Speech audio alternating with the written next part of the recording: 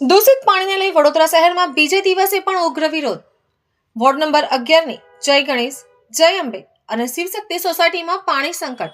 એક માસથી પાણીનું પ્રેશર ઓછું અને પીવાના પાણીમાં ગટર મિશ્રિત પાણી. સોસાયટીની ગટરો ઉભરાતી હોવાથી સ્થાનિકોમાં ભારે રોષ.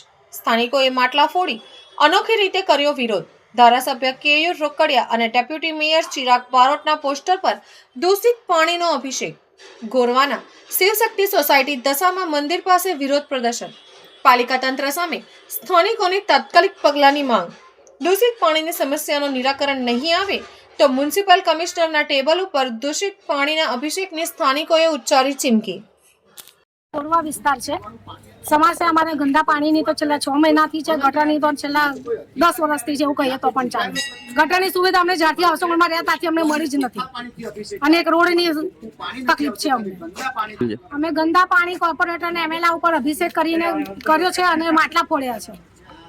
વોટ કોઈને આપવા જ નથી, અધર કોઈને બી નથી આપવા. ભાજપ કોંગ્રેસ તો નહીં પણ અધર કોઈને બી નથી આપવા.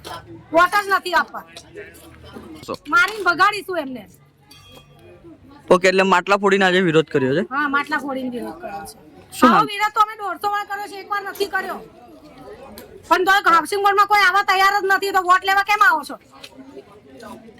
આયા તો મારીશું અમે એમને. નેહાબેન.